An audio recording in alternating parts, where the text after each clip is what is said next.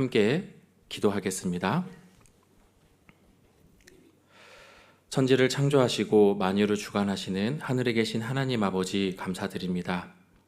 저희를 죄악 가운데서 주님의 보혈의 피로 구원하여 주시고 또 주님의 몸된 교회 가운데서 교제 가운데서 거하며 저 천국의 산소망을 두고 살 수 있도록 인도하여 주심에 너무나도 감사드립니다. 우리를 많은 사람들 가운데 먼저 구원해 주심은 저희를 통해 주님께서 계획하시고 이루시고자 하신 뜻이 있는 줄 알고 있습니다. 교회 가운데서 말씀 가운데서 우리가 그 뜻을 올바로 깨달아 알 수 있도록 지혜 주시고 또 순종할 수 있도록 저희 마음도 이끌어 주시고 인도하여 주시길 기도합니다.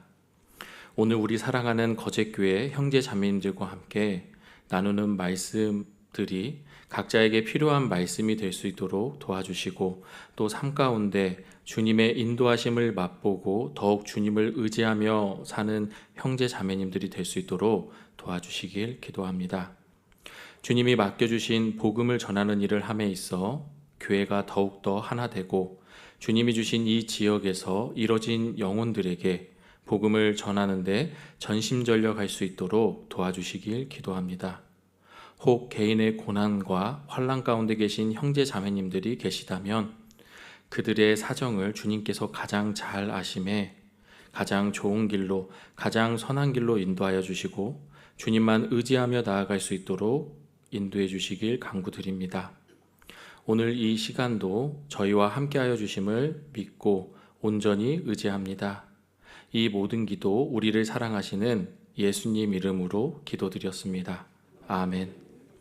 같이 성경 찾겠습니다. 히브리서 10장입니다. 히브리서 10장 19절로 25절까지 말씀입니다. 히브리서 10장 19절로 25절까지 말씀입니다.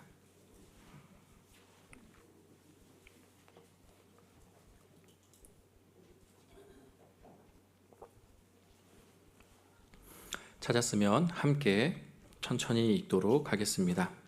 그러므로 형제들아 우리가 예수의 피를 힘입어 성소에 들어갈 담력을 얻었나니 그 길은 우리를 위하여 휘장 가운데로 열어놓으신 새롭고 산 길이요 휘장은 곧 저의 육체니라. 또 하나님의 집 다스리는 큰 제사장이 계심에 우리가 마음의 뿌림을 받아 양심의 악을 깨닫고 몸을 맑은 물로 씻었으니 참 마음과 온전한 믿음으로 하나님께 나아가자. 또 약속하신 이는 미쁘시니 우리가 믿는 도리의 소망을 움직이지 말고 굳게 잡아 서로 돌아보아 사랑과 선행을 격려하며 모이기를 패하는 어떤 사람들의 습관과 같이 하지 말고 오직 권하여 그날이 가까움을 볼수록 더욱 그리하자. 네. 사람들은 특별한 대접을 받기를 원하는 마음이 있습니다. 남들보다 더 좋은, 남들보다 더 나은 대접을 말하죠. 솔직히 여기 앉아 계신 우리 형제자매님들의 마음에도 한편으로는 특별한 대접을 받고 싶은 욕심이 있으시지 않으십니까?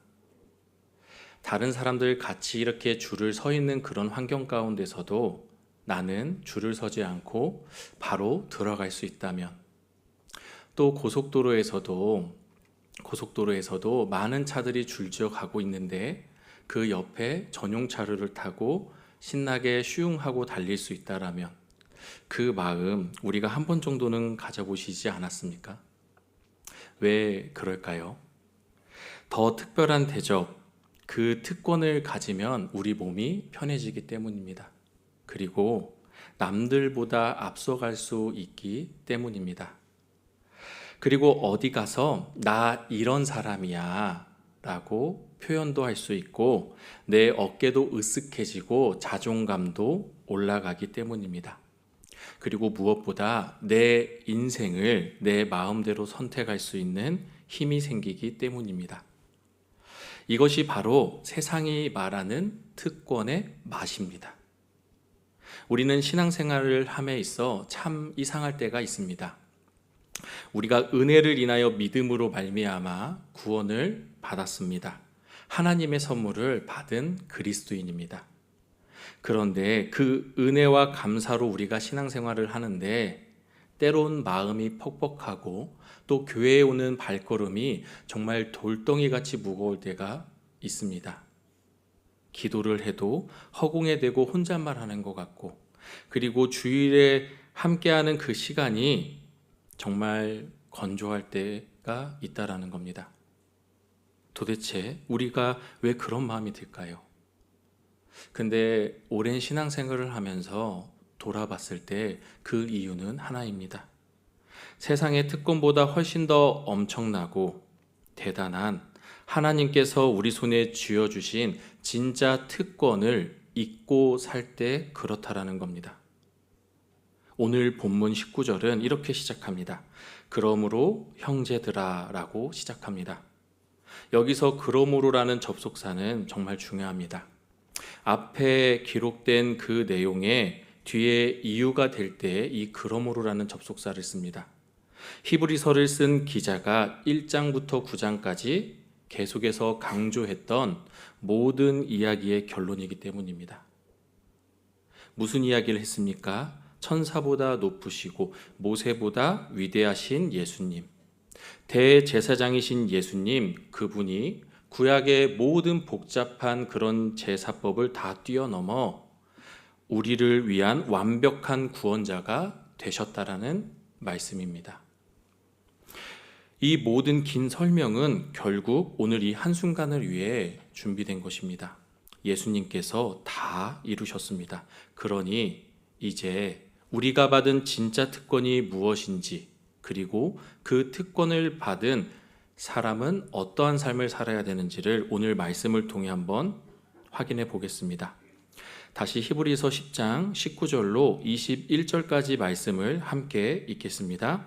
그러므로 형제들아 우리가 예수의 피를 힘입어 성소에 들어갈 담력을 얻었나니 그 길은 우리를 위하여 휘장 가운데로 열어놓으신 새롭고 산 길이요 휘장은 곧 저의 육체니라. 또 하나님의 집 다스리는 큰 제사장이 계심에. 우리가 받은 특권은 우리의 노력이나 열심으로 받은 상장이 아닙니다.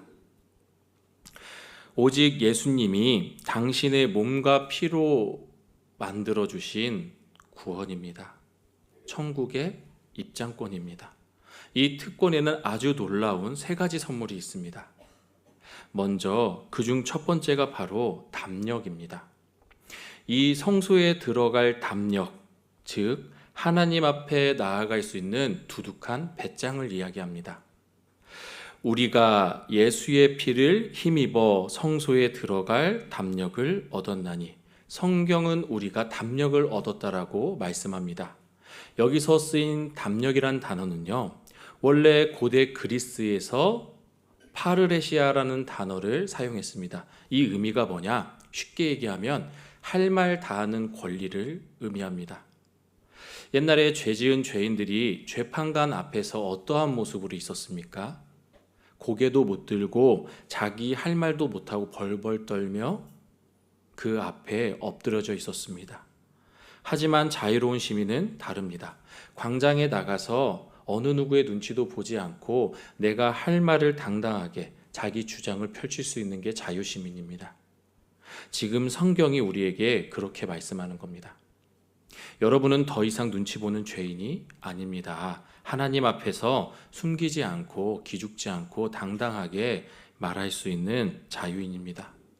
근데 이 말씀은요, 굉장히 엄청난 말씀입니다. 옛날 구약시대를 한번 상상해 보겠습니다. 그때 구약시대 때는 하나님이 계신 방, 어디죠? 지성소. 지성소에는 아무나 못 들어갔습니다. 1년에 한 번 대속죄일에 대제사장만 그 지성소에 들어갈 수 있었습니다. 그런데 하나님이 계신 그 지성소에 대제사장도 그냥 들어가지 않았습니다. 먼저는 자기의 죄를 깨끗하게 하기 위해 자기를 위한 제사를 드리고 들어갔습니다. 그리고 전승에 따르면 내려오는 이야기에 따르면 그 대제사장의 옷에 끝에 무엇을 달았습니까? 방울을 달았습니다.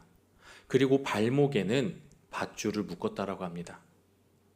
하나님 앞에 나아가는 그 대제사장이 그 지성소에서 움직일 때 방울 소리가 나겠죠. 그런데 그 방울 소리가 오랫동안 멈춰 있다라면 그것은 죽은 것입니다. 그러니까 그 밧줄을 끌어당겨 꺼낸 겁니다. 죽게 되면 그 시체를 가지러 들어갈 사람이 없었기 때문입니다. 우리가 그때 당시에는 하나님 앞이 잘못하면 죽는, 죄가 있으면 죽는 공포의 자리였다라는 겁니다. 그런데 예수님이 십자가에서 숨을 거두시는 순간 놀라운 일이 벌어졌습니다. 하나님과 우리 사이를 가로막고 있던 그 두꺼운 휘장이 위에서 아래로 찢어진 것입니다. 그런데 예수님이 그렇게 죽음으로 열어주신 그 휘장이 어찌 보면 관계자 외 출입금지라고 했던 그 막혀있는 팻말이 떼어진 것이라는 겁니다. 무시무시했던 경계선이 사라진 것입니다. 이제 하나님 앞은 죽을까봐 떠는 공포의 자리가 아니라 아버지 품으로 달려가는 아이처럼 완전한 안심의 자리가 되게 만들어주셨다라는 겁니다. 우리가 어떻게 감히 하나님 앞에 이렇게 당당할 수 있을까요? 우리가 착하게 살아서일까요? 기도 많이 해서일까요? 주님을 위해 산다고 열심을 해서일까요? 이유는 딱 한 가지입니다. 하나님은 성경을 통해 분명히 말씀하십니다. 예수의 피를 힘입어. 예수의 피를 힘입어라고 말씀하고 계십니다. 우리가 대한민국 대통령이 직무 보는 곳이 어디입니까? 청와대입니다. 그런데 청와대 아무나 들어갈 수 있습니까? 여기 계신 형제 자매님들 중에 청와대에 갔다 오신 분 계십니까? 물론 개방할 때 우리가 한 번 정도는 가볼 수 있었습니다. 그런데 지금 대통령이 직무하는 청와대는 들어갈 때부터 이 사람에 대한 신원조회를 합니다. 아무리 내가 무슨 일이 있어서 들어간다 하더라도 그냥 들여보내주는 것이 아니라 이 사람이 어떤 사람인지 신원을 조회합니다. 이 사람 주변에는 어떤 사람이고 이 사람이 어떠한 삶을 살았는지 확인해 봅니다. 그리고 그 신원조회를 통과하고 이제 대통령을 만나기 위해 비서실을 갔습니다. 그 비서실을 가면 비서실장님이 이런저런 이야기를 해줍니다. 어디로 들어가고 어떻게 앉아서 어떠한 이야기를 하면 됩니다. 그리고 이것은 좀 조심해주면 좋겠습니다. 이런 유의사항을 듣고 대통령실에 들어갑니다. 대통령을 마주했습니다. 자리에 앉았습니다. 그걸로 끝일까요? 저 구석 한쪽에서는 혹시 내가 딴짓을 할까봐 지켜보는 경호원이 있습니다. 계속해서 나를 주시하는 경호원이 있다라는 겁니다. 그런데 단 한 사람, 그 대통령실을 언제든지 편하게 문을 열고 들어갈 수 있는 사람이 있습니다. 심지어 대통령이 회의 중이더라도 그 앞에 나와서 품 안에 안길 수 있는 사람이 있습니다. 누굴까요? 아들입니다. 대통령의 어린 아들은 어느 상황이든지 아빠에게 달려나가서 안길 수가 있는 사람입니다. 이 아들에게는 아버지를 만날 담력이 있습니다. 아들이 훌륭해서 그 담력이 있는 것이 아니라 오직 관계 때문이라는 겁니다.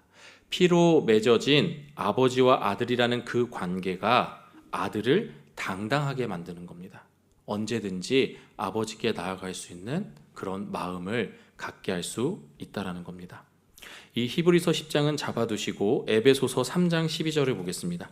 에베소서 3장 12절입니다.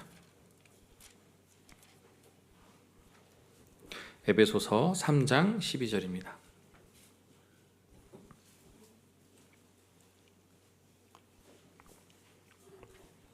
찾았으면 함께 읽겠습니다. 우리가 그 안에서 그를 믿음으로 말미암아 담대함과 하나님께 당당히 나아감을 얻느니라. 우리가 그 안에서 그를 믿음으로 말미암아 담대함과 하나님께 당당히 나아감을 얻느니라.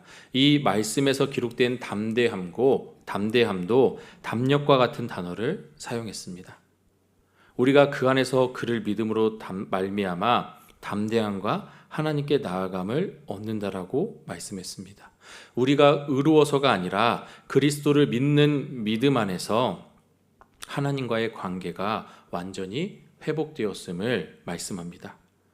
예수님의 피는 우리를 하나님의 원수에서 하나님의 자녀로 신분을 완전히 바꾸어 놓았습니다. 이것이 우리가 기억해야 될 하나님께서 주신 특권의 첫 번째 선물인 새로운 신분을 통한 담력입니다.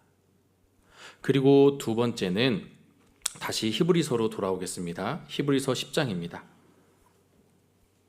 히브리서 10장 20절입니다.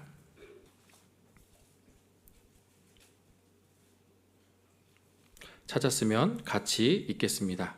그 길은 우리를 위하여 휘장 가운데로 열어놓으신 새롭고 산 길이요 휘장은 곧 저의 육체니라. 우리가 걷는 길은 휘장 가운데로 열어놓으신 새롭고 산 길이라고 부릅니다. 먼저 우리가 휘장을 다시 한번 생각해 보겠습니다. 구약시대 때 이 휘장은 거룩하신 하나님과 죄인인 사람 사이에서 인간을 철저히 가로막는 차단막이며 경계선이었습니다. 대제사장도 함부로 들어갔다가는 죽음을 면치 못했습니다. 마태복음 27장을 찾아보겠습니다. 마태복음 27장 50절로 51절입니다.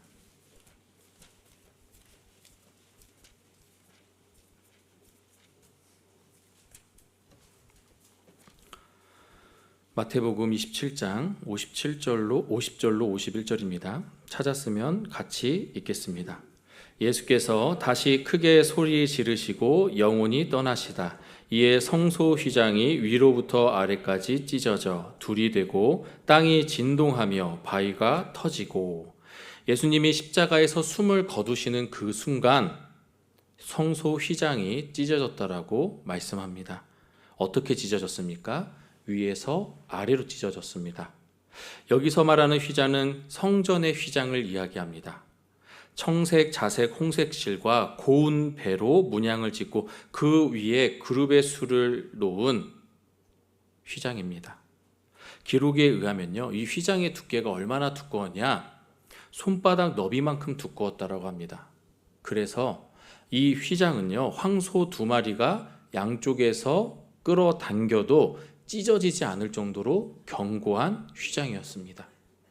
근데 이러한 휘장이 예수님이 십자가에서 돌아가실 때 찢어진 겁니다. 이게 무슨 뜻입니까? 그 높고 두꺼운 휘장을 사람이 찢으려 했다면 아래서부터 찢었을 것입니다. 하지만 인간의 힘으로는 절대 찢을 수 없는 그 휘장을 거룩하신 하나님께서 예수님이 돌아가시는 그 시점에 위에서 아래로 찢어주셨다라는 겁니다.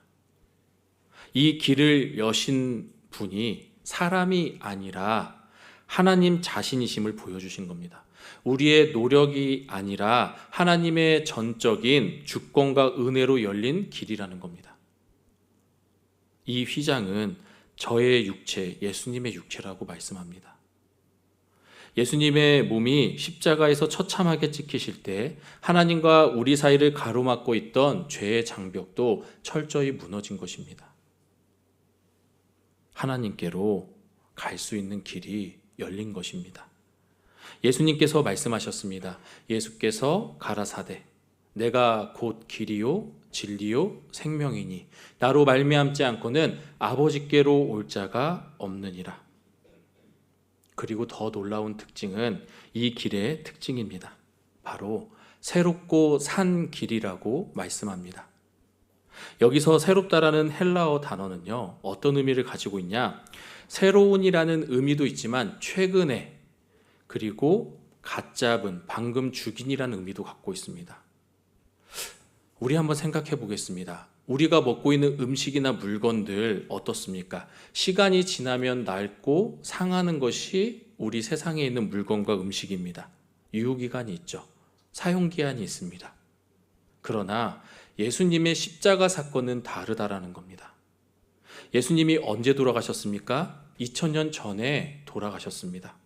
근데 그 피의 효력은, 예수님께서 흘려주신 그 피의 효력은 유통기한이나 소비기한이 없다라는 겁니다. 하나님 보시기에는 예수님의 그 십자가 제사는 마치 방금 제물을 잡은 것처럼, 지금 피를 흘리고 있는 것처럼 지금 이 순간에도 그 효력이 살아서 역사한다라는 겁니다.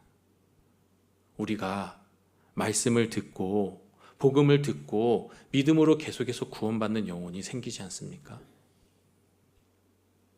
우리가 나를 보았을 때는 너무 오래되고 내가 너무 멀리 와버려서라고 생각할 수 있지만, 예수님의 피는 우리를 하나님 앞으로 인도하신 보혈의 피라는 것을 잊으면 안 된다는 겁니다. 다시 본문으로 돌아가 보겠습니다. 히브리서 10장 20절입니다. 그리고 이 길을 새롭고 산 길이라고 말씀합니다. 살아있는 길이라고 말씀합니다. 옛 언약의 길은 죽은 짐승의 피를 들고 들어가는 길이었습니다. 까딱 잘못하면 제사장도 죽을 수 있는 공포의 길이었습니다. 하지만 우리가 걷는 이 길은 다릅니다. 휘장이신 예수님의 육체는 찢어졌지만 그분은 다시 부활하셨습니다. 그리고 이 길은 죽음으로 끝나는 것이 아니라 생명 되신 예수님과 함께 연합하여 걷는 길이라는 겁니다. 죽어 있는 길이 아니라 우리를 살리고 우리에게 생명을 공급하며 우리를 영원한 천국으로 안전하게 인도하는 생명의 길이라는 겁니다. 예수님께서 그 몸을 찢어 십자가에 피 흘려 돌아가심으로 살아있는 길을 우리에게 활짝 열어주신 겁니다. 이 길을 갈 수 있는 우리는 하나님께 받은 특권의 선물 두 번째를 받은 것입니다. 그리고 세 번째는 10장 21절을 같이 또 읽겠습니다. 또 하나님의 집 다스리는 큰 제사장이 계심에, 여기서 말하는 큰 제사장이 누구십니까? 바로 예수 그리스도이십니다. 그런데 성경은 그냥 제사장이라고 하지 않고 큰 제사장이라고 부릅니다. 무엇이 그토록 크고 위대하기에 큰 제사장이라고 하셨을까요? 먼저 큰 제사장이신 예수님은 말씀에서와 같이 하나님의 집 다스리는 분이십니다. 구약시대의 모세는 하나님의 집에서 충성했지만 어디까지나 사환이었습니다. 히브리서, 지금 펴져 있는 히브리서에서 앞으로 몇 장 넘기셔서 3장 1절을 보겠습니다. 3장 1절 제가 읽어드리겠습니다. 3장 1절 제가 읽어드리겠습니다. 그러므로 함께 하늘의 부르심을 입은 거룩한 형제들아, 우리의 믿는 도리의 사도시며 대제사장이신 예수를 깊이 생각하라.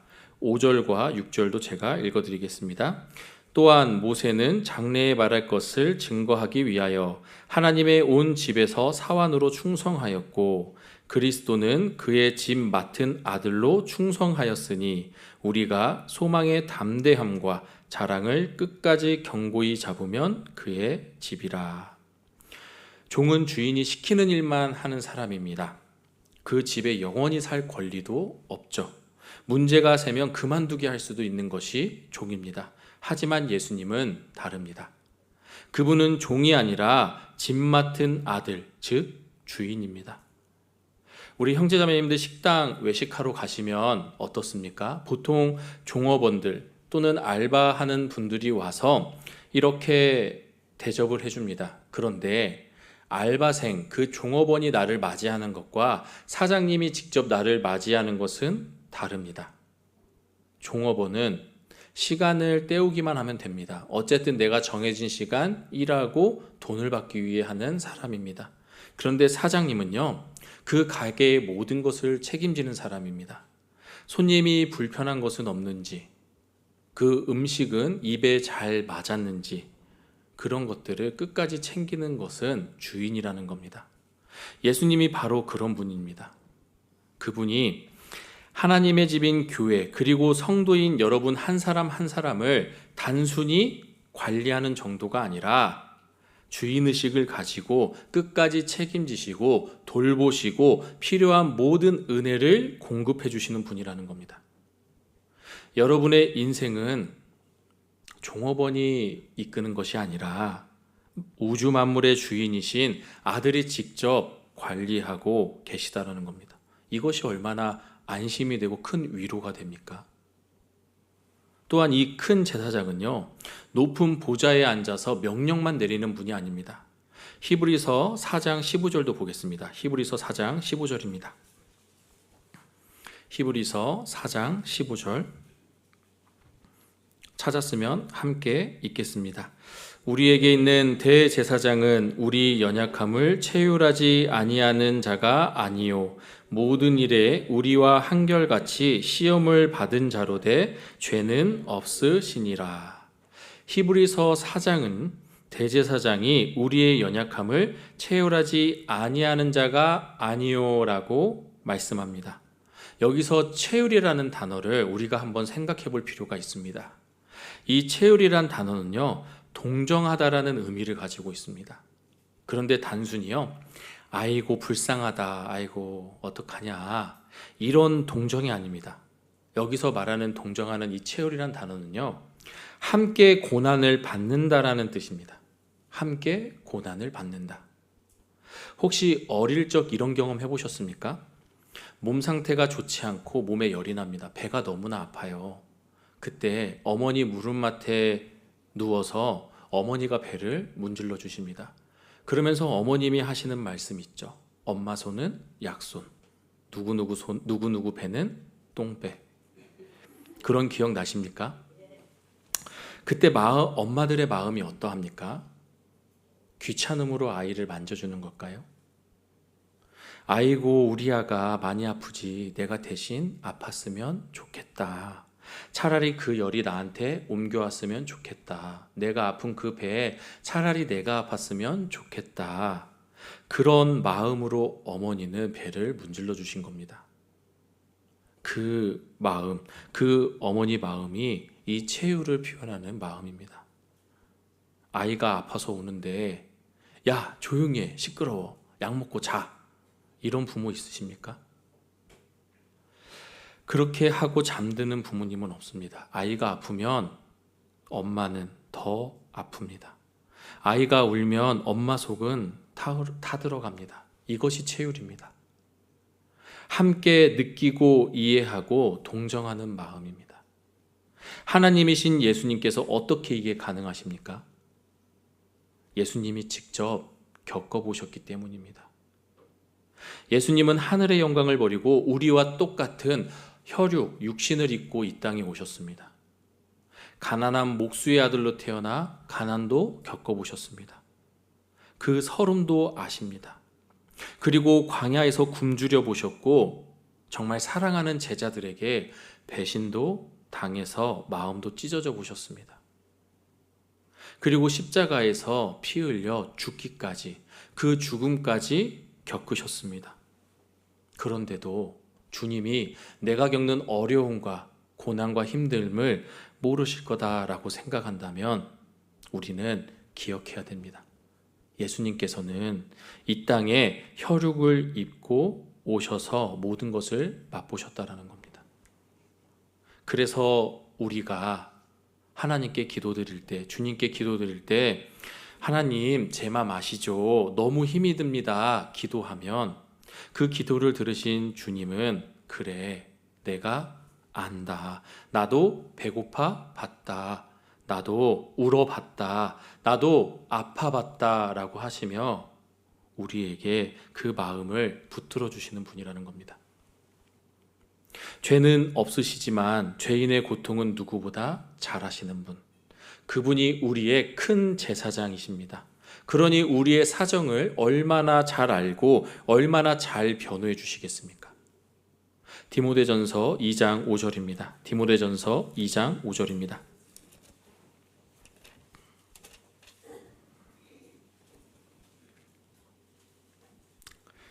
디모데전서 2장 5절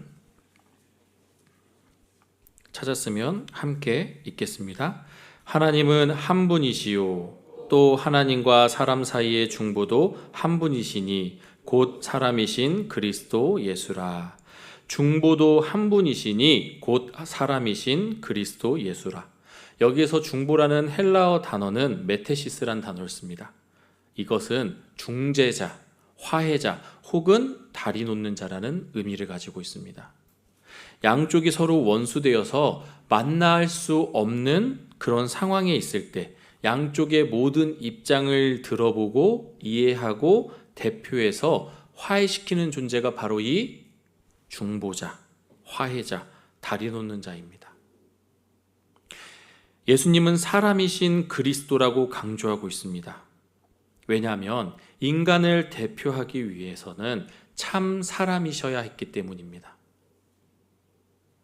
마태복음 1장 23절에는 이렇게 기록되어 있습니다. 보라, 처녀가 잉태하여 아들을 낳을 것이요 그 이름을 임마누엘이라 하리라 하셨으니 이를 번역한즉 하나님이 우리와 함께 계시다 함이라. 마태복음 1장 21절은 이렇게 쓰여 있죠. 아들을 낳으리니 그 이름을 예수라 하라. 이는 그가 자기 백성을 저희 죄에서 구원할 자이심이라 하니라.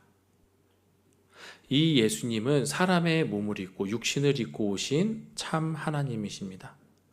그리고 이사야서 9장 6절의 말씀과 같이 참 하나님이시기도 합니다. 한번 찾아볼까요? 이사야서 9장 6절입니다. 이사야서 9장 6절입니다.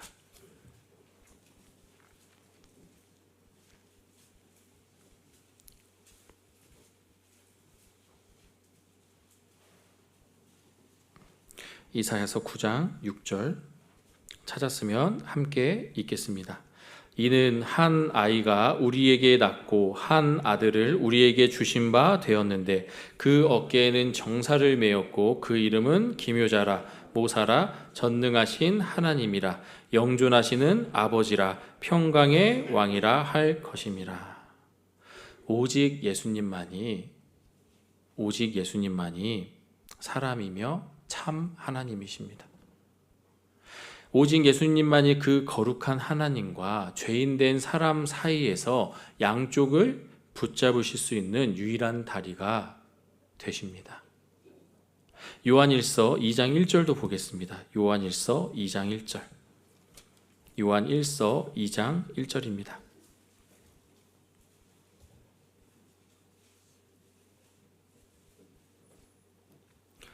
요한 1서 2장 1절 찾았으면 함께 읽겠습니다. 나의 자녀들아 내가 이것을 너희에게 쓰면 너희로 죄를 범치 않게 하려 함이라. 만일 누가 죄를 범하면 아버지 앞에서 우리에게 대언자가 있으니 곧 의로우신 예수 그리스도시라. 우리에게 대언자가 있으니 곧 의로우신 예수 그리스도시라. 우리는 이 큰 제사장이신 예수님께서 대언해 주시는 대언자가 되어 주신다라고 말씀합니다. 그리고 우리는 이 큰 제사장 덕분에 우리의 신분이 완전히 바뀌었습니다. 앞서 대통령의 아들 예화를 말씀드렸습니다. 사실 우리는요 원래 대통령실 근처에도 못 갈 죄인 중에 죄인이었습니다. 하나님의 원수였습니다. 하나님 근처에도 가지 못할 죄인이었습니다. 그런데 우리가 원수되었을 때에 예수님의 죽으심으로 말미암아 하나님과 화목하게 되었습니다. 큰 제사장이신 예수님이 자신의 피로 우리 죄를 씻기시고 우리를 구원해 주시고 하나님의 아들이 되게 해주셨습니다. 그리고 예수님께서는 우리를 자신의 형제라고 불러주셨습니다. 히브리서 2장 11절을 보겠습니다. 히브리서 2장 11절입니다. 히브리서 2장 11절입니다.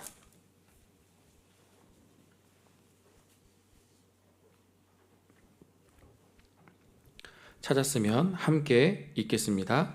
거룩하게 하시는 자와 거룩하게 함을 입은 자들이 다 하나에서 난지라. 그러므로 형제라 부르시기를 부끄러워 아니하시고. 거룩하게 하시는 자 예수님입니다. 거룩하게 함을 입은 자들 우리 그리스도인들입니다. 다 하나에서 난지라. 한 아버지 하나님으로부터 났습니다. 그러므로 형제라 부르시기를 부끄러워 아니하시고, 예수님이 우리를 형제라 부르시는 것을 조금도 주저하거나 수치스럽게 여기지 않으신다라는 것을 말씀합니다. 그리고 로마서 8장 29절에는 말씀이 이렇게 기록되어 있습니다. 하나님이 미리 아신 자들로, 또한 그 아들의 형상을 본받게 하기 위하여 미리 정하셨으니, 이는 그로 많은 형제 중에서 맏아들이 되게 하려 하심이니라. 많은 형제 중에서 맏아들이 되게 하려 하심이니라. 예수님을 맏아들로 말씀하셨습니다. 하나님의 맏아들이신 예수님이 우리를 동생 삼아 주신 겁니다. 이제 우리는 하나님의 법정에 설 때 피고석에 섰는 것이 아니라, 피고석에 서서 벌벌 떠는 것이 아니라, 우리는 하나님의 자녀이자 상속자의 자격으로 당당히 앞에 설 수 있는 그리스도인이라는 겁니다. 우리에게 이런 큰 제사장이 계십니다. 하나님의 집을 책임지시고 다스리는 주인이시며, 우리의 아픔을 뼛속까지 돌봐주시는 위로자시며, 우리를 하나님의 자녀로 만들어주신 중보자입니다. 우리가 이것을 생각했을 때 얼마나 큰 특권입니까? 다시 본문으로 한번 돌아와 보겠습니다. 히브리서 10장 19절로 21절입니다. 히브리서 10장 19절로 21절 같이 읽겠습니다. 그러므로 형제들아, 우리가 예수의 피를 힘입어 성소에 들어갈 담력을 얻었나니, 그 길은 우리를 위하여 휘장 가운데로 열어놓으신 새롭고 산 길이요, 휘장은 곧 저의 육체니라. 또 하나님의 집 다스리는 큰 제사장이 계심에. 우리가 이렇게 큰 하나님의 특권을 받은 그리스도인이라는 겁니다. 예수님의 피로 성소로 들어갈 담력을 얻었고, 휘장을 지나 새롭고 산 길을 갈 수 있게 그 길이 열렸으며, 우리를 책임지시는 큰 제사장이 계신다라는 사실을 확인했습니다. 큰 은혜지 않습니까? 그렇다면 이제 우리는 무엇을 해야 될까요? 하나님이 우리를 위해, 나를 위해 어떻게 하셨는가를 알았다면, 이젠 우리는 내가 어떻게 살 것인가를 생각해 봐야 됩니다. 그 밑에 있는 말씀들을 통해 한번 상고해 보겠습니다. 10장 22절로 25절입니다. 같이 다시 한번 읽겠습니다. 우리가 마음의 뿌림을 받아 양심의 악을 깨닫고 몸을 맑은 물로 씻었으니 참 마음과 온전한 믿음으로 하나님께 나아가자. 또 약속하신 이는 미쁘시니 우리가 믿는 도리의 소망을 움직이지 말고 굳게 잡아 서로 돌아보아 사랑과 선행을 격려하며 모이기를 패하는 어떤 사람들의 습관과 같이 하지 말고 오직 권하여 그날이 가까움을 볼수록 더욱 그리하자. 이 히브리서 기자는 이 놀라운 특권을 받은 우리에게 우리가 뭐뭐 하자라는 세 가지 마땅한 반응을 말씀합니다. 이것은 억지로 해야 하는 무거운 짐이나 명령이 아닙니다. 마치 티켓을 가진 사람이 공연장에 들어가서 그 공연을 즐기듯이, 이 엄청난 특권을 받은 우리가 실제로 그 특권을 누리는 방법이자 합당한 책임이라는 겁니다. 우리가 너무나 잘 아는 신앙의 세 가지 핵심 가치가 있습니다. 바로 믿음, 소망, 사랑입니다. 이것으로 요약해서 말씀합니다. 첫 번째는 하나님께 나아가는 믿음입니다. 그리고 두 번째는 흔들리지 말고 믿는 도리의 소망입니다. 그리고 세 번째는 서로 돌아보고 격려하며 모이자는 사랑입니다. 이 세 가지를 하나하나 살펴보도록 하겠습니다. 우리는 앞서 특권을 받았습니다. 이제 우리는 하나님 앞에 나아가자. 이것이 우리가 해야 할 일입니다. 그런데 많은 사람들은요, 하나님 앞에 나아가기를 주저합니다. 왜일까요? 내 모습이 초라해 보이기 때문입니다. 자격이 없어 보이기 때문입니다. 그래서 우리에게 먼저 어떠한 태도로 나아가야 하는지를 말씀합니다. 그리고 이 말씀에서 먼저 기억해야 될 것이 있습니다. 우리가 준비하기 전에 하나님이 우리에게 이미 해놓으신 일이 있다라는 겁니다. 22절 앞부분을 보면 이렇게 기록되어 있습니다. 우리가 마음의 뿌림을 받아 양심의 악을 깨닫고 몸을 맑은 물로 씻었으니 라고 말씀합니다. 말씀이 좀 어렵지만 쉽게 얘기하면 우리는 영적으로 목욕 재개를 마친 사람이라는 뜻입니다. 구약 대제사장들이 성소에 들어가기 전에 먼저 물두멍에서 몸을 씻었습니다. 그리고 피를 뿌렸습니다. 우리도 예수님의 피가 우리에게 뿌려져 있는 그리스도인이라는 겁니다. 그 찝찝한 악한 양심의 때를 이미 씻어버린 그리스도인이라는 겁니다. 우리가 더러운 죄인의 모습 그대로 하나님 앞에 나아가는 것이 아니라 이미 예수님의 피로 정결하게 씻겨진 상태로 그 사실을 믿고 나아가는 겁니다. 그럼 우리는 어떠한 마음으로 나아가야 될까요? 첫 번째는 참 마음입니다. 참 마음, 이것은 도덕적으로 완벽한 마음을 이야기하는 것이 아닙니다. 가면벗은 진실한 마음을 하는 말씀입니다. 쉽게 얘기하면 하나님 앞에서는 위선 떨지 말라는 겁니다. 하나님은 우리의 외모나 형식을 보지 않고 중심을 보시는 분입니다. 그러니 하나님 앞에서는 거룩한 척, 문제없는 척 그런 연기하지 말고 아프면 아프다고, 힘들면 힘들다고, 죄를 지었으면 그 죄 때문에 너무 죄송하다고 있는 모습 그대로를 가지고 나아오라는 겁니다. 우리가 함께 있는 이 교제가 주님이 계신 곳 아닙니까? 내가 교제에 나올 때, 하나님 계신 이 모임에 나올 때 가면을 쓰고 나오면 안 됩니다. 이 가운데서는 정말 참마음을 가지고 진실한 마음을 가지고 나와야 한다는 겁니다. 그리고 두 번째는 온전한 믿음입니다. 이 말은 원어적으로 보면 가득 찬 확신을 이야기합니다. 1%의 의심이 없는 100%의 확신을 이야기합니다. 그런데 여기서 우리가 오해하면 안 됩니다. 이 확신이 나는 뭐든지 할 수 있어, 그런 나의 자신감이 아니라 이 확신의 근거는 나의 자격이 아닌 철저히 예수님의 자격입니다. 아까 말씀드린 대통령의 아들의 예를 다시 한번 생각해 보겠습니다.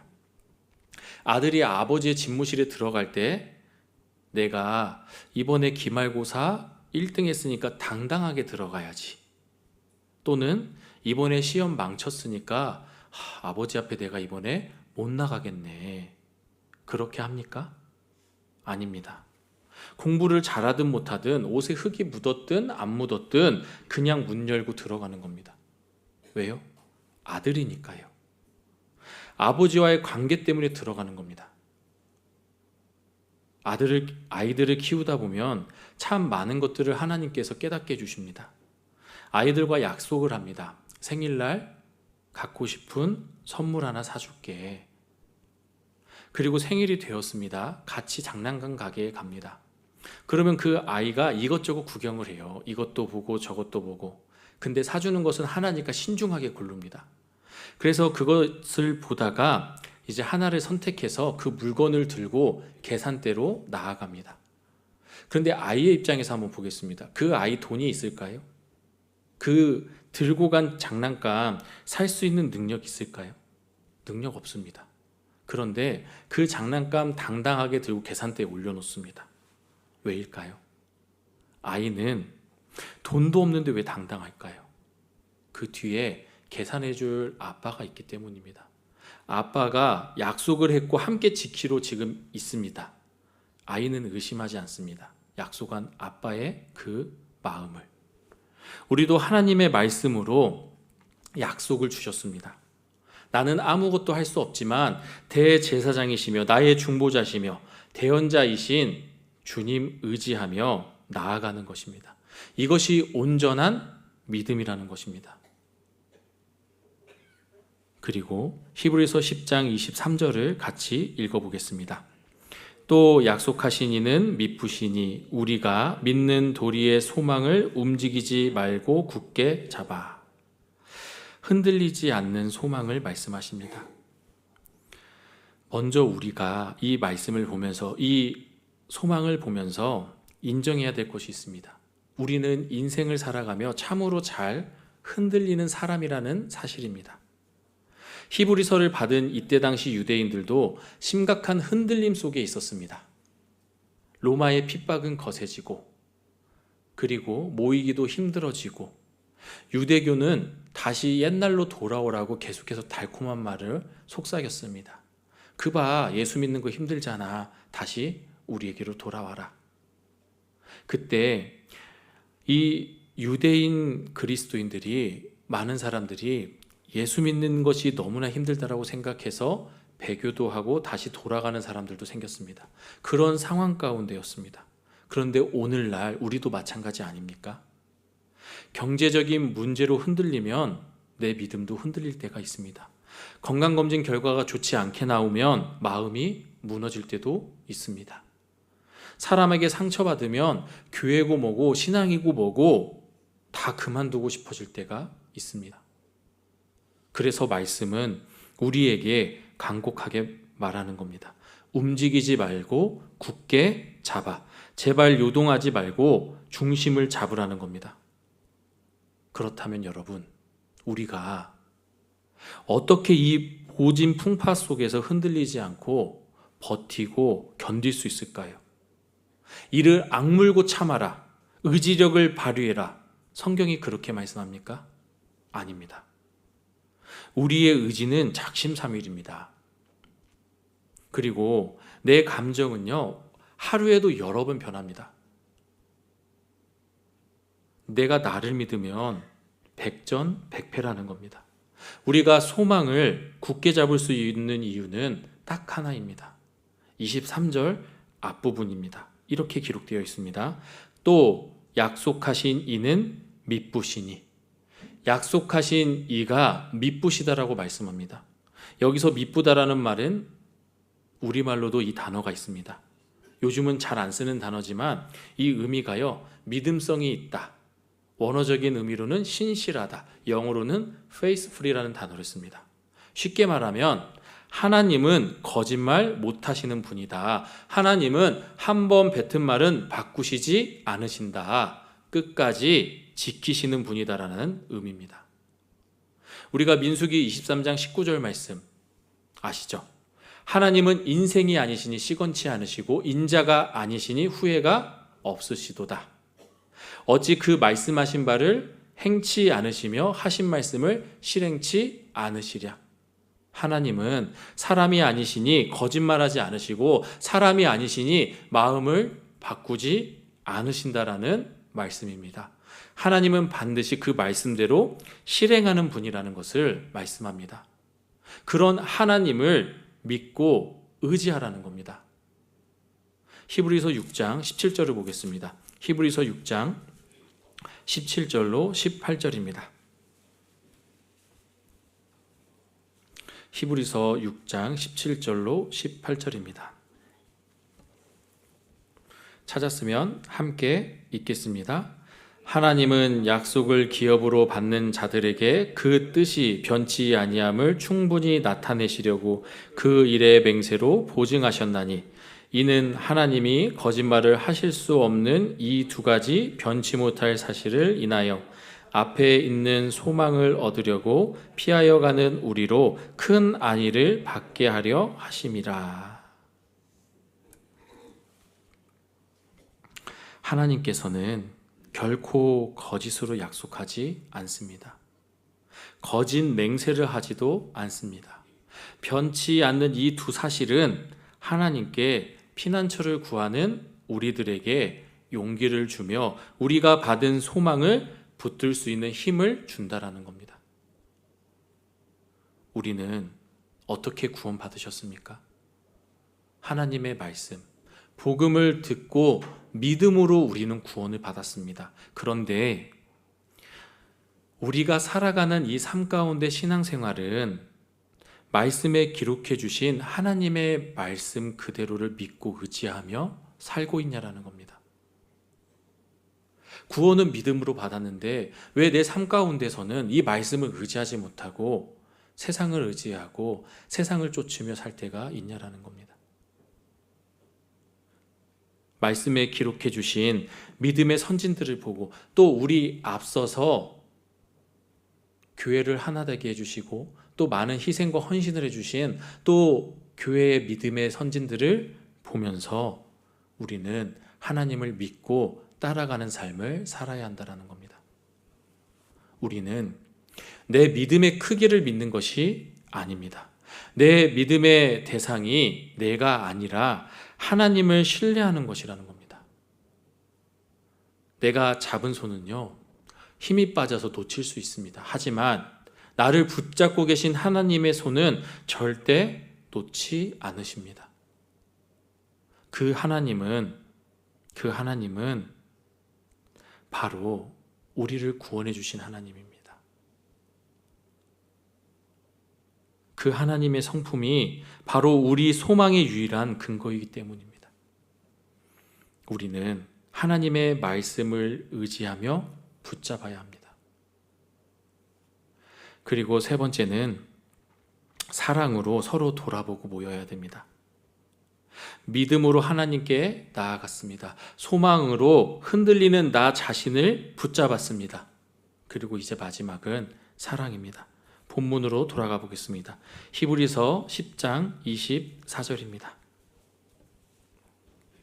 히브리서 10장 24절입니다.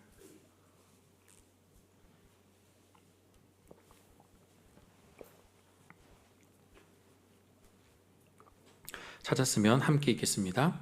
서로 돌아보아 사랑과 선행을 격려하며 서로 돌아보아 사랑과 선행을 격려하며. 여기서 돌아보다라는 말은 카타노에오라는 단어를 썼습니다. 그런데요, 이 단어는요, 그냥 길을 가다가 쓱 하고 쳐다보는 이런 돌아본다라는 의미가 아닙니다. 깊이 관찰하다, 연구하다, 면밀히 살피다라는 의미를 갖고 있는 단어입니다. 어디서 이 단어를 같이 썼냐? 마태복음 6장 26절을 보면요, 공중의 새를 보라. 심지도 않고 거두지도 않고 창고에 모아 들이지도 아니하니 너희 천부께서 기르시나니 너희는 이것들보다 귀하지 아니하냐. 또 누가복음 12장 24절에서는 이렇게 말씀합니다. 까마귀를 생각하라. 심지도 아니하고 거두지도 아니하며 골방도 없고 창고도 없으되 하나님이 기르시나니 너희는 새보다 얼마나 귀하냐. 예수님께서 공중의 새를 보라, 까마귀를 생각하라 하실 때 이 단어를 썼습니다. 그냥 쳐다만 보라는 것이 아닙니다. 저 새가 어떻게 먹고 사는지, 저 미물이 하나님의 어떠한 도우심을 받아 사는지 너희는 깊이 생각해보고 너희 지성을 다해 깊이 연구해보라는 말입니다. 왜 그렇게 말씀하셨을까요? 잘 생각해보고 깊이 연구해보면 결국 그 속에 담긴 하나님의 섭리를 너희는 알게 될 것이다라는 겁니다. 하나님의 돌보심을 깨닫게 된다라는 겁니다. 이 돌아보아가 우리 사랑이 넘치는 거제교회에 꼭 필요한 자세입니다. 우리는 요즘 너무 바쁩니다. 교회 와서도 안녕하세요 하고 지나갑니다. 한번 생각해 보세요. 내가 오늘 교회 와서 인사할 때 안녕하세요. 정말 내가 앞에 계신 형제님, 자매님의 안녕을 위해 인사했는지, 그냥 형식적으로 인사했는지 한번 생각해 보십시오. 나 살기도 바쁜데 남 신경 쓸 겨를이 어디 있나, 이렇게 생각하실 수도 있습니다. 그런데 성경은, 하나님은 말씀하지 않습니까? 서로 돌아보아. 우리는 서로에게 지체 연구가가 되어야 됩니다. 지체 연구가. 우리는 머리 대신 주님의 각 지체 아닙니까? 너희는 그리스도의 몸이요 지체의 각 부분이라. 우리는 주님의 각 지체입니다. 그 지체가 지체를 서로 돌아봐야 됩니다. 나의 옆에 앉아 계신 형제님 또는 자매님이 지금은 웃고 있습니다. 그런데 정말 그 웃음 뒤에 슬픔은 없는지, 정말 이 형제자매님들의 상황이 어떠한지 우리는 알아야 된다는 겁니다. 교제에 늦었어요. 교제에 늦었어요. 계속 빈번하게 듣습니다. 그러면 이 형제님이 게을러서 늦는 건지, 아니면 또 다른 무언가 큰 일이 있어서 그것 때문에 늦는 건지, 아니면 몸이 불편해서 오늘아 시간이 오래 걸리는 건지 우리가 생각해 봐야 된다는 겁니다.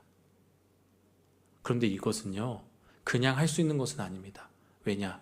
정신적인 에너지를 많이 쏟아요. 나에 대한 생각도 참 할 게 많은데 남 생각하는 게 쉬운 건 정말 아닙니다. 그래서 우리는 서로를 돌아보지 못할 때가 많다라는 겁니다. 시간이 없어서가 아니라 내 문제에만 몰두해 있고 내 문제만 생각하니까 못 돌아본다라는 겁니다. 나의 연민, 나의 성공, 나의 걱정에만 깊이 관찰하고 연구하고 면밀히 살피고 있기 때문에 그 자리에 형제자매님들에 대한 생각을 넣을 수가 없다라는 겁니다. 에너지를 쓸 수가 없다라는 거예요. 자기 중심적이죠. 그런데 여러분, 복음이 무엇입니까? 우리가 들은 복음이 무엇입니까? 하나님께서 우리를 돌아보신 사건입니다. 아닙니까? 복음은요, 깊게 생각해 보십시오. 하나님이 우리를 돌아보신 사건이에요. 출애굽기 3장 7절을 볼까요? 출애굽기 3장 7절입니다. 출애굽기 3장 7절입니다.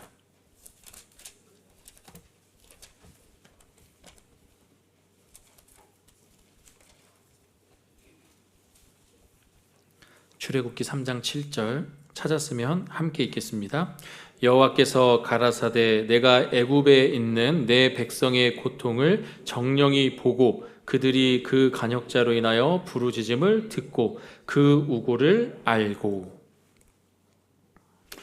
여호와께서 가라사대 내가 애굽에 있는 내 백성의 고통을 정령이 보고 그들이 간역자로 인하여 부르짖음을 듣고 우고를 알고. 보고 듣고 알았습니다. 하나님은 우리를 건성으로 대충 보신 것이 아닙니다.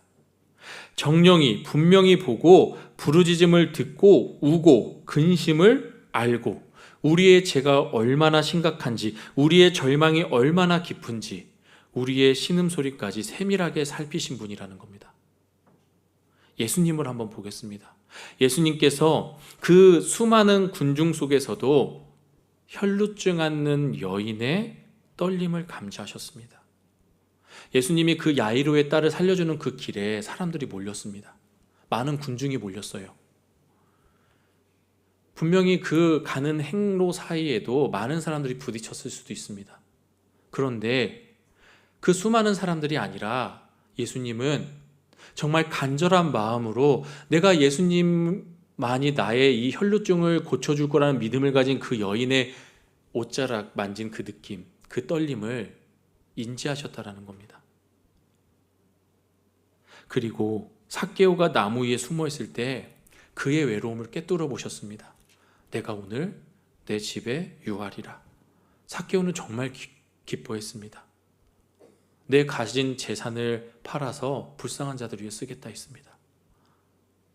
주님이 우리를 그렇게 깊이 돌아보셨기 때문에 우리가 살았다라는 겁니다. 우리가 구원받을 수 있었다라는 겁니다. 그렇다면 그 사랑을 입은 우리도 이제 나의 시선을 나로부터 돌려서 서로 지체를 주목해야 되지 않겠습니까? 요한복음 13장 34절에는 이렇게 기록되어 있습니다. 새 계명을 너희에게 주노니 서로 사랑하라. 서로 사랑하라 말씀하실 때 그냥 사랑하라고만 말씀하신 게 아닙니다. 내가 너희를 사랑한 것 같이 너희도 서로 사랑하라. 사랑의 반대말이 미움일까요? 사랑의 반대말은 무엇입니까? 무관심입니다. 우리도 자기 중심적인 그런 마음에서 벗어나서 형제 자매님들의 그 아픔에 내 시선을 고정하는 것이, 내가 먼저 그들을 깊게 바라보는 것이 이 사랑의 시작이라는 것입니다. 그 다음은 사랑과 선을 행하도록 격려하며, 본문으로 돌아가 보겠습니다. 히브리서 10장입니다. 24절 제가 읽어드리겠습니다. 서로 돌아보아 사랑과 선행을 격려하며, 사랑과 선을 행하도록 격려한다라고 말씀합니다. 그리스도인으로서 올바른 삶을 살도록 격려하는 것입니다. 여기서 격려하며라고 번역된 헬라어가요, 사실 좀 과격한 단어입니다. 이게 의학적인 용어로도 쓰인다 하더라고요. 그런데 의학적인 용어로 뭘로 쓰이냐? 발작이나 경련이라는 의미를 갖고 있다고 합니다. 그러니까 긍정적으로 쓰면 아주 강력한 자극을 주는 겁니다. 이 격려한다라는 게 아주 강력한 자극을 주는 것을 이야기한답니다. 우리가 사랑이 무엇입니까? 그냥 아이고 힘내세요, 다 잘 될 거예요 하고 등 두드려주는 것이 전부일까요? 아닙니다. 어떤 지체는 깊이 잠들어 있고 어떤 지체는 죄에 빠져 있습니다. 또 말씀을 멀리합니다. 그때 가만히 놔두는 것은 사랑이 아닙니다.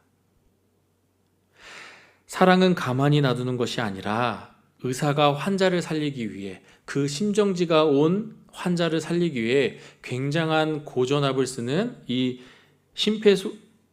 심장 충격기로 이 쇼크를 주지 않습니까? 정말 강력한 쇼크를 줌으로써 그 사람의 심장이 다시 뛰게 만듭니다.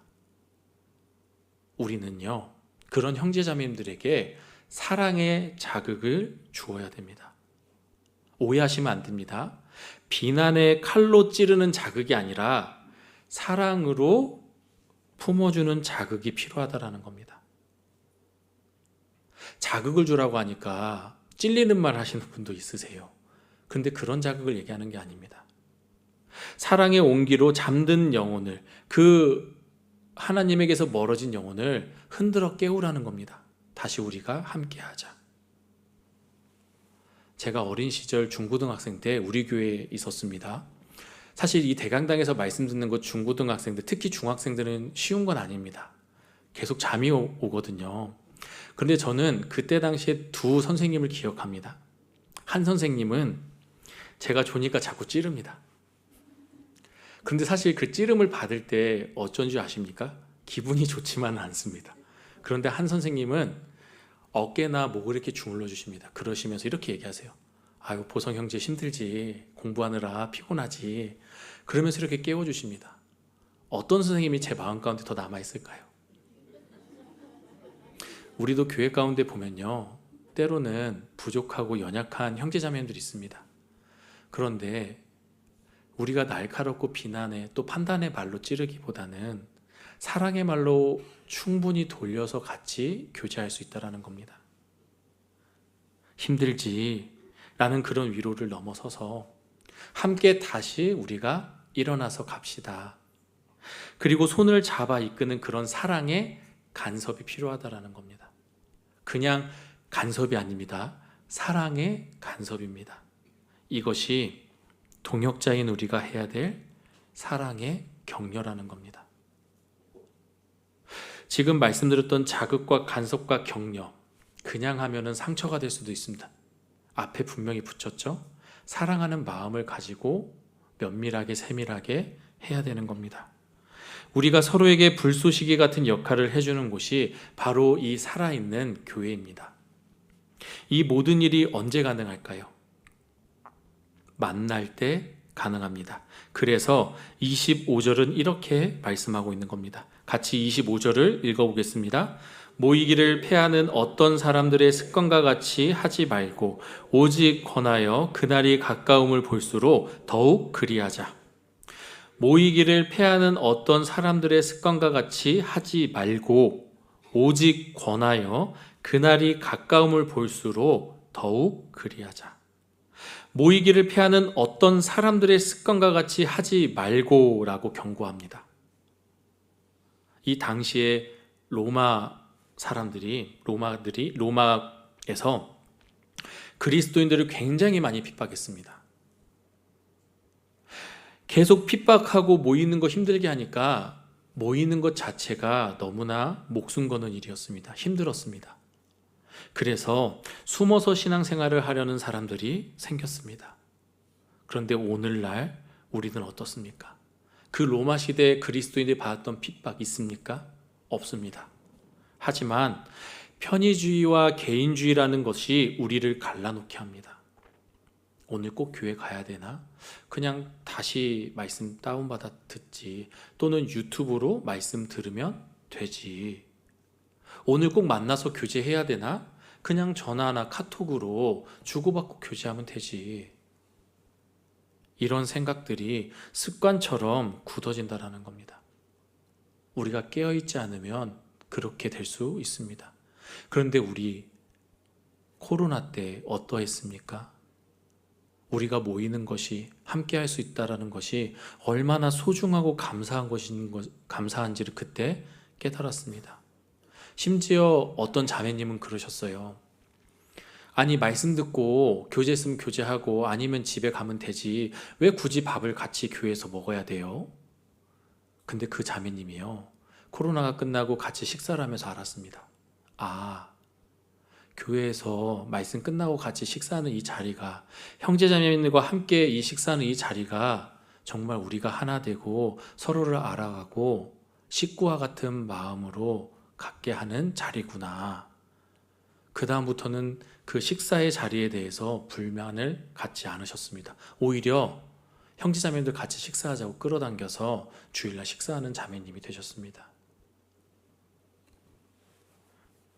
하지만 우리가 기억해야 될 게 있습니다. 마귀의 전략은 무엇인 줄 아십니까? 각계격파입니다. 맹수가 사냥할 때요, 무리에서 떨어진 그 한 마리를 사냥하는 것처럼 마귀는 홀로 있는 그리스도인을 노립니다. 베드로전서 5장 8절을 한번 보겠습니다. 베드로전서 5장 8절입니다. 베드로전서 5장 8절. 찾았으면 함께 읽겠습니다. 근신하라 깨어라 너희 대적 마귀가 우는 사자같이 두루다니며 삼킬 자를 찾나니. 근신하라 깨어라 너희 대적 마귀가 우는 사자같이 두루다니며 삼킬 자를 찾나니. 교제 가운데 무리 가운데 떨어져 있는 홀로 있는 그리스도인을 찾는 겁니다. 이미 구원은 받아서 함께 지옥에 끌고 갈 수는 없지만 그들의 신앙생활을 막아 복음을 못 전하게 하고 하나님 앞에 올바른 그리스도인을 사는 것을 방해하기 위해 마귀는 두루다니며 찾고 있습니다. 숯불을 한번 생각해 보십시오. 숯불이 모여 있으면 어떻습니까? 굉장히 뜨겁습니다. 그리고 그 뜨거움이 오랫동안 유지됩니다. 그런데 그 모여 있는 숯을요, 하나씩 떨어뜨려 놓아 보십시오. 어떻게 됩니까? 얼마 되지 않아 금방 꺼져버립니다. 내 신앙이 식어버린 이유가 무엇입니까? 교제에서, 모임에서, 함께하는 자리에서 멀어졌기 때문에 그럴 수 있습니다. 우리가 모이는 것은요, 율법적인 의무가 아니에요.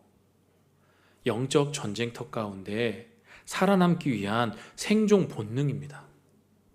우리가 회사에 가서 그 구원받지 않은 사람들과 정말 그리스도에서 올바른 삶을 살기 위해 싸우는 것 같이, 전도 집회 때 많은 영혼들을 말씀 앞에 인도해서 구원받게 하기 위해 마귀들과 그 영적 정쟁을 치르는 것 같이, 그 전쟁 중에 아군들이 모이는 것은 생존 본능이라는 겁니다.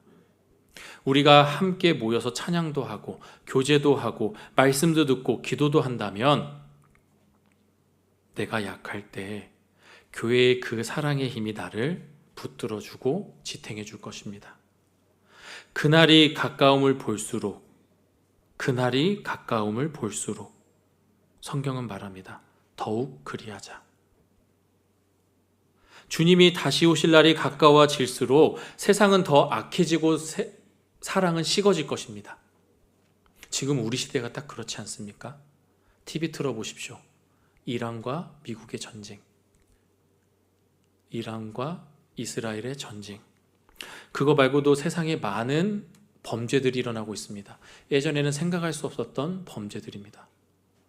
우리가 그것들을 보면서 야, 말세다. 주님 오실 때가 정말 다 됐네. 말로는 이야기하는데 내 삶은 주님 오시는 그것을 볼수록 더 주님으로 살지 못하는 삶이라면 그것은 합당하지 않은 삶이라는 겁니다. 사랑하는 거제교회 형제자매님, 생각해 보겠습니다. 세상에서는 계속 우리한테 이야기합니다. 더 편한 길, 더 넓은 길을 찾으라고 유혹합니다. 뭐 굳이 그렇게 어렵게 가, 쉽게 가지. 그리고 세상은 점점 더 차가워지고 사랑이 식고 개인주의적으로 변하고 있습니다. 제가 얼마 전에 인터넷 뉴스에서 봤는데요.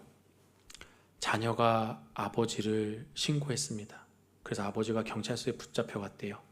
근데 그 붙잡힌 이유가 가관이었습니다. 아이가 부모한테 욕을 했습니다. 그래서 부모가 속상한 마음에 때렸나 보더라고요. 때렸더니 경찰에 신고한 겁니다. 지금 우리 시대가 그런 시대입니다.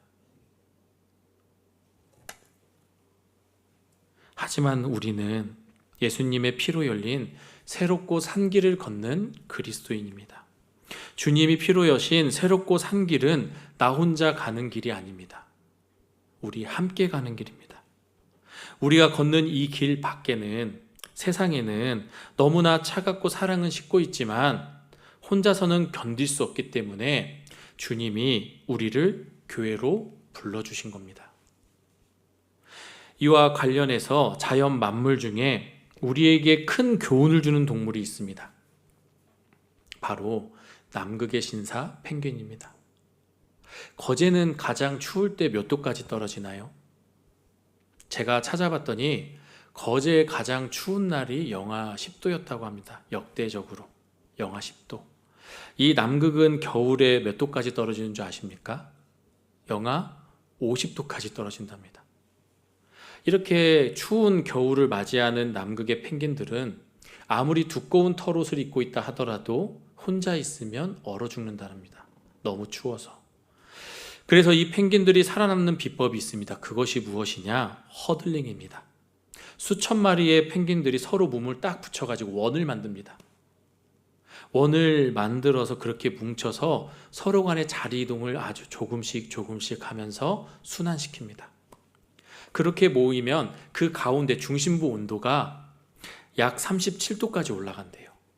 근데 한번 생각해 보세요. 그 주변 온도는 영하 50도인데 그 가운데 중심 온도가 37도까지 올라가면 얼마나 따뜻한 겁니까? 그리고 그 끝에 있는 펭귄들은 그 영하 50도의 온도를 맞으니까 춥잖아요. 그러니까 서로 자리를 교대해 가면서 온기를 품어주면서 살아가는 겁니다.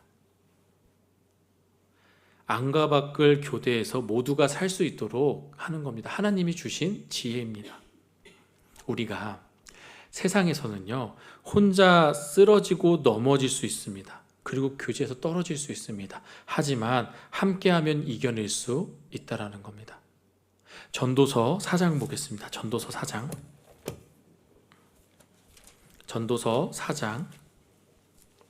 9절로 12절입니다.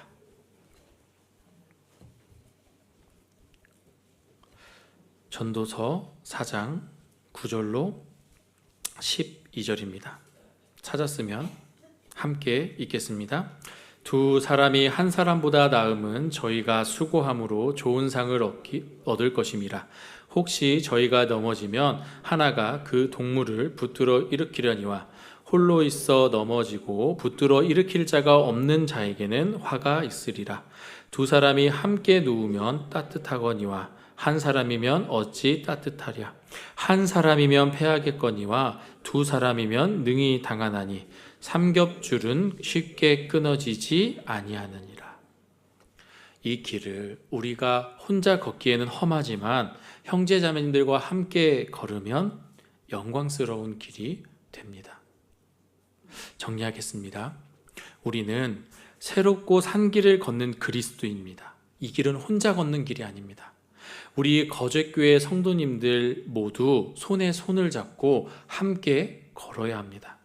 서로의 체온을 나눠주며 서로를 격려하며 마음 모아 복음을 전하며 주님 오시는 날까지 서로 돌아보아 모이기를 힘써야 합니다.